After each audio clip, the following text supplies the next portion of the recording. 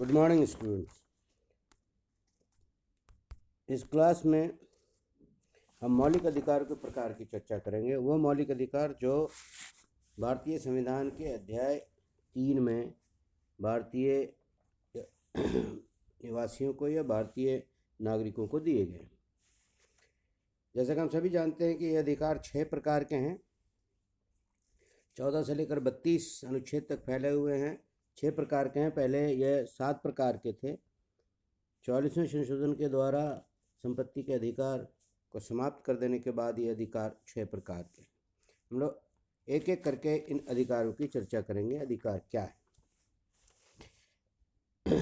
पहले अधिकार समानता का अधिकार है। ये अनुच्छेद 14 से 18 तक जो है वो फैला हुआ है। 14 अनुच्छेद से 18 अनुच्छेद में इसके बारे में चर्चा की गई है। आर्टिकल 14 कहता है कि सभी नागरिक कानून के समक्ष, सभी लोग भारत में कानून के समक्ष समान है और तथा सभी को कानून का समान संरक्षण प्राप्त है। इस पर किसी प्रकार का कोई क्वालिफाइंग जो है स्टेटमेंट नहीं है। ये एब्सोल्यूट अधिकार है। इसमें किसी प्रकार की कोई जो है किंतु परंतु या किसी प्रकार की लिमिटेशन की चर्चा नहीं की गई है।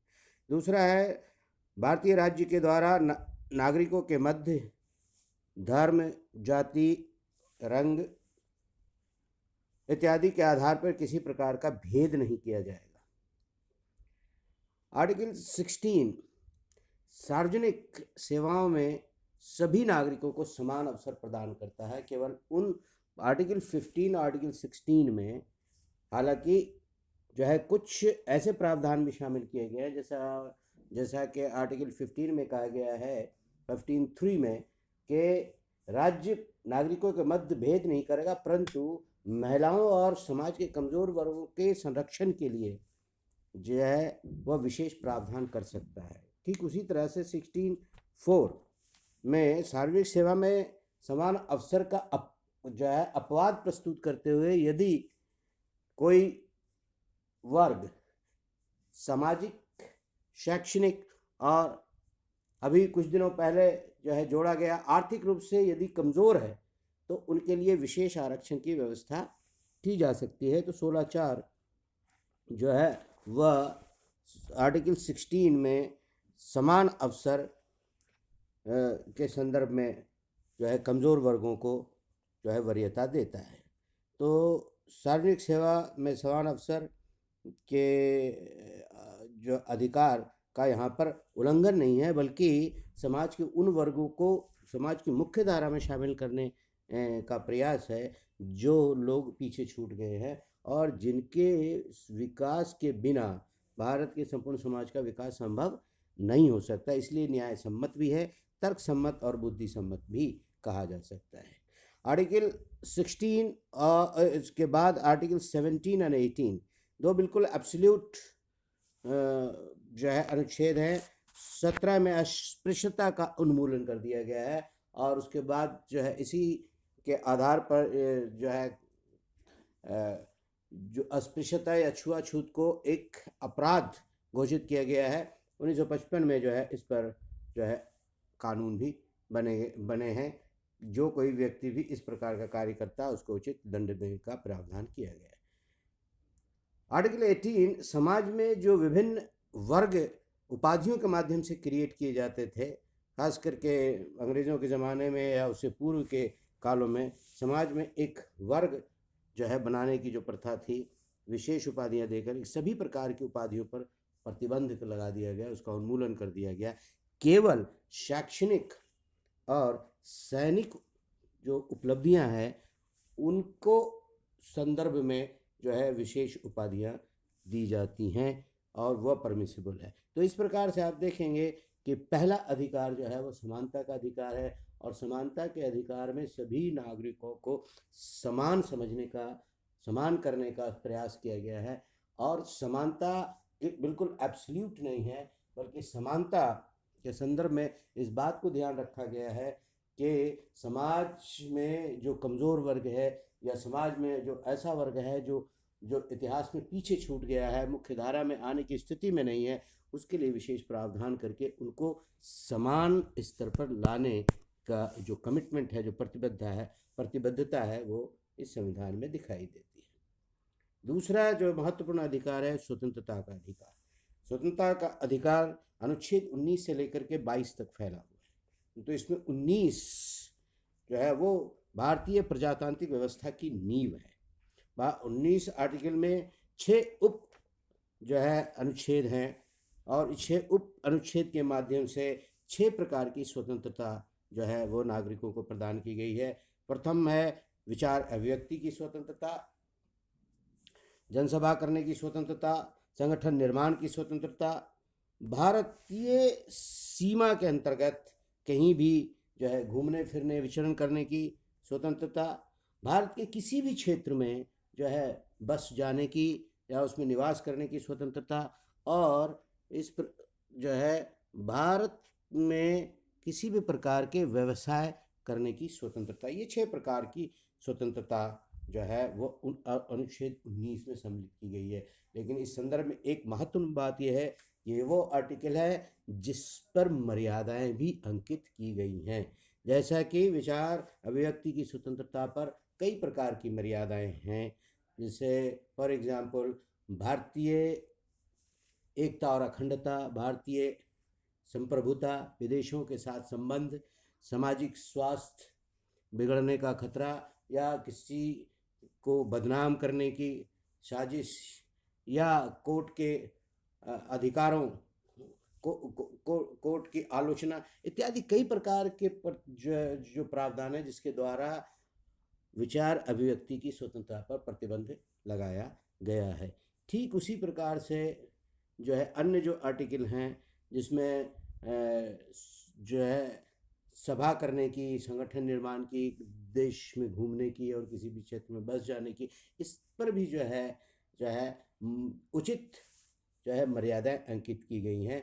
व्यवसाय करने की स्वतंत्रता जो है उस पर भी जो है कुछ मर्यादाएं, कुछ अंकुश जो है लगाया गया है कि कुछ जैसे फॉर एग्जांपल डॉक्टर के प्रैक्टिशनर होने के लिए या शिक्षक बनने के लिए कुछ आपको योग्यता की ज़रूरत है, जो योग्यता के बिना आप व्यवसाय नहीं कर सकते। तो इस तरह से आर्टिकल 19 अनुच्छेद 19 में जितने भी 6 प्रकार की स्वतंत्रताएं दी गई हैं वह निरंकुश नहीं है, वो मर्यादा विहीन नहीं है, बल्कि उन सभी पर उचित मर्यादाएं लगाई गई हैं। इसके बाद आता है आर्टिकल 20, जिसमें अपराधियों को कुछ संरक्षण दिया गया है कि एक व्यक्ति जो अपराधी है उसको केवल उतनी ही मात्रा में दंड दिया जाएगा जितनी मात्रा में उस समय के कानून में अंकित है। दूसरी चीज़ है, कोई भी व्यक्ति को अपराधी उस समय लागू कानून के अंतर्गत ही ठहराया जा सकता है। तीसरी बात है कि एक अपराध के लिए जो है किसी को भी 2 बार दंडित नहीं किया जा सकता, और किसी भी जो है अपराधी को स्वयं के विरुद्ध जो है साक्षी बनने के लिए मजबूर नहीं किया जा सकता। तो इस तरह के कुछ जो है अधिकार हैं जो अपराधियों के लिए जो है वह दिए गए हैं, अपराधियों को भी जो है इंसान मानते हुए, मनुष्य मानते हुए। एक आर्टिकल 21 है, बहुत ही छोटा आर्टिकल है, बहुत ही व्यापक अर्थ है। जैसे उसमें जीवन और दैहिक स्वतंत्रता का अधिकार है। सुप्रीम कोर्ट ने पिछले कई दशकों में इस अनुच्छेद की इतनी व्यापक व्याख्या की है कि मनुष्य का जीवन का अधिकार केवल श्वास लेने तक सीमित नहीं है, बल्कि मनुष्य के जीवन का अधिकार का अर्थ है कि वह अपनी संपूर्ण मानवीय गरिमा के साथ जो है अपना जीवन यापन कर सके। तो ये मानवीय गरिमा को जो है बहुत विस्तार दिया गया है, और इसीलिए 86th अमेंडमेंट के अंतर्गत इस आर्टिकल को विस्तार देते हुए प्रारंभिक शिक्षा के अधिकार को मौलिक अधिकार का दर्जा दिया गया है, ये मानते हुए कि मनुष्य के जीवन, गरिमामय जीवन तभी संभव है जब उसे निम्न कम से कम जो है स्कूली शिक्षा प्रदान की जाए। और भी जो है जीवन के अधिकार को बहुत व्यापकता दी गई है। तो इस तरह से 21 जो है वो आर्टिकल 21 बहुत महत्वपूर्ण अधिकार के रूप में उभरा है। आर्टिकल 22 बंदी बनाए गए व्यक्तियों को कुछ अधिकार दिए गए हैं। यदि किसी व्यक्ति को बंदी बनाया जाता है तो उसे सर्वप्रथम यह बताना होगा कि उसे किन कारणों से बंदी बनाया गया है। साथ ही साथ उसे अपना बचाव करने के लिए जो है वकील की सुविधा प्रदान करनी होगी।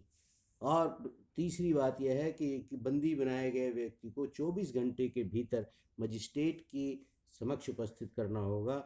मजिस्ट्रेट किसी किसी भी न्यायिक मजिस्ट्रेट के बिना अनुमति के 24 घंटे से अधिक किसी भी व्यक्ति को बंदी नहीं बनाया जा सकता। तो इस प्रकार से देखेंगे कि स्वतंत्रता का अधिकार बड़ा व्यापक अधिकार है, जिसको इस जो है अनुच्छेद 19 से 22 तक में सम्मिलित किया गया है। तीसरा अधिकार है शोषण के विरुद्ध अधिकार। ये एब्सोल्यूट अधिकार है। इसमें आर्टिकल 23 और 24 शामिल है। 23 जो है मुख्य रूप से बेगार, फोर्स्ड लेबर, जिसको जो है जबरदस्ती का श्रम कह सकते हैं, मानवीय तस्करी, ह्यूमन ट्रैफिकिंग आदि पर प्रतिबंध लगा दिया गया है।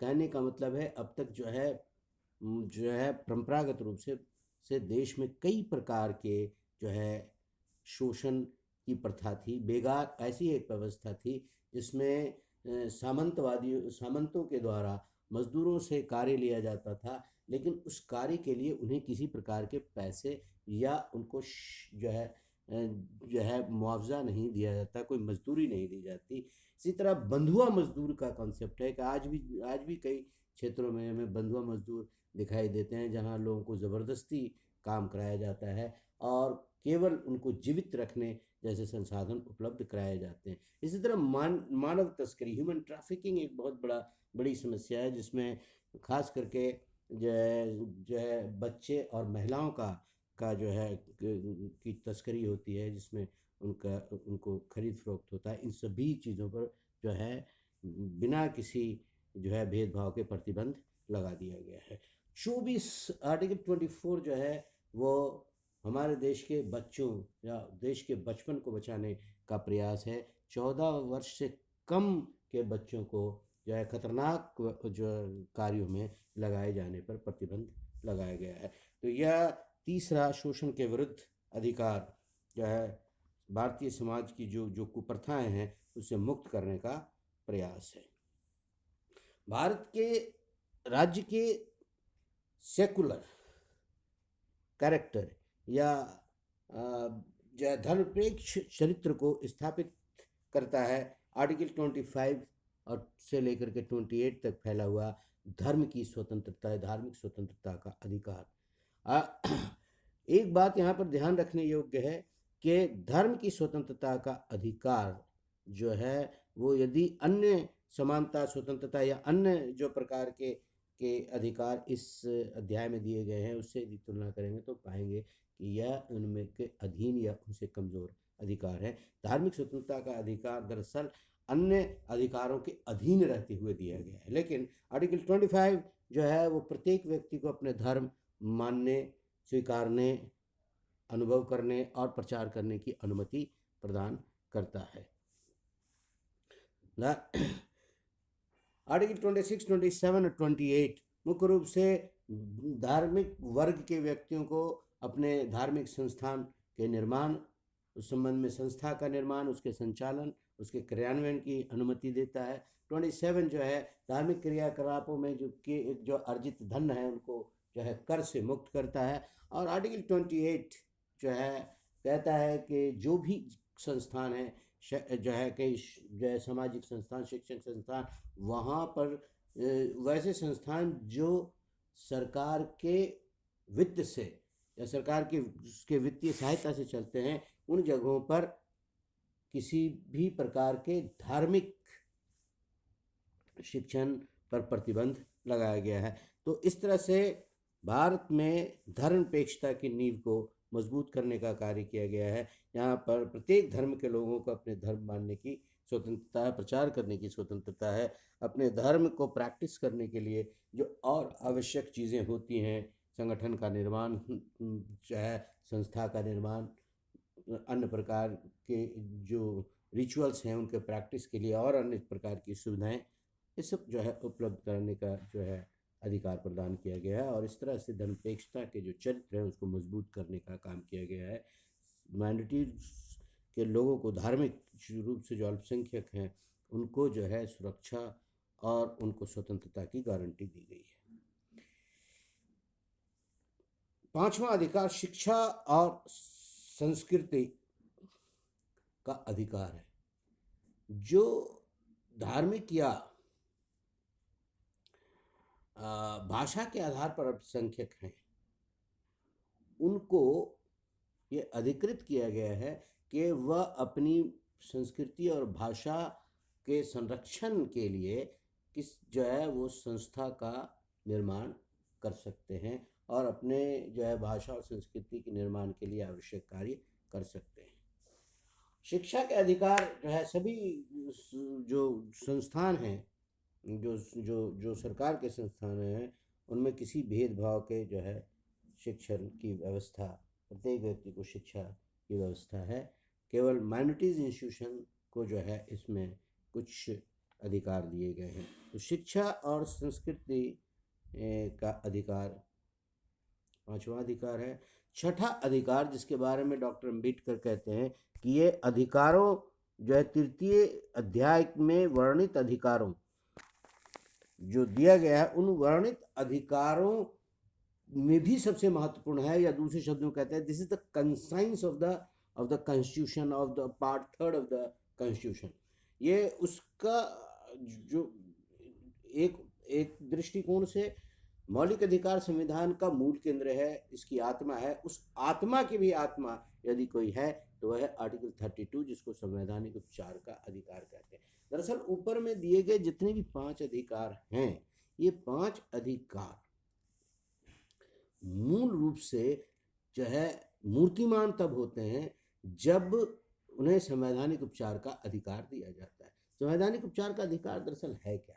यदि अन्य जो अधिकार जो इस अध्याय में लिखे गए हैं, दिए गए हैं, यदि सरकार अपनी अकर्मण्यता से या सरकार अपनी सक्रियता से किन्हीं भी कारणों से नागरिकों को उनके दिए गए अधिकारों से वंचित करती है या उसके उपभोग में बाधा पहुंचाती है या उसे लागू करने में जो है किसी प्रकार की रुचि नहीं दिखाती, ऐसी परिस्थिति में संवैधानिक उपचार का अधिकार अत्यंत महत्वपूर्ण हो जाता है।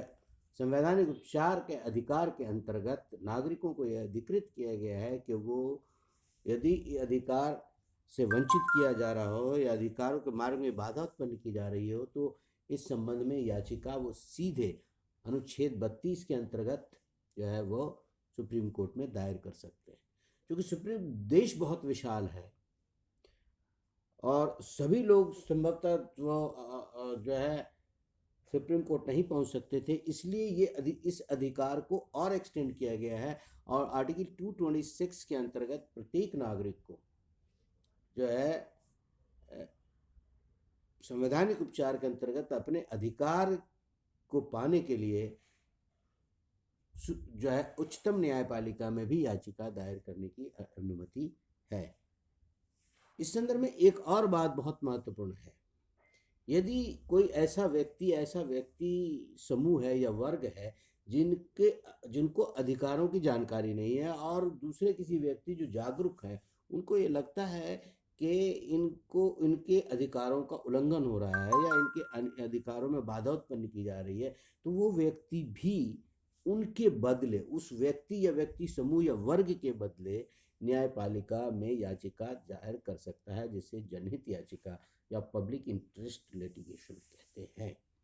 इसके अतिरिक्त कोर्ट को भी ये अधिकार है कि यदि इस संविधान में दिए गए अधिकारों का यदि उल्लंघन हो रहा है और उल्लंघन होने का आभास जो है कोर्ट को किसी अन्य माध्यम से होता है, कोई याचिका दायर करने वाला व्यक्ति नहीं है, लेकिन किसी अन्य साधन से, किसी अन्य रिपोर्टिंग से, चाहे किसी ऑडियो विजुअल मीडिया से, कहीं से भी उन्हें ये ऐसा प्रतीत होता है, उन्हें रिपोर्ट मिलता है और ऐसा प्रतीत होता है कि किसी व्यक्ति या व्यक्ति समूह के अधिकारों का उल्लंघन हो रहा है, तो वो सुओ मोटो स्वसंज्ञान लेकर के भी इस संदर्भ में वो जो है उस वर्ग को उसके अधिकार दिलाने का काम कर सकता है।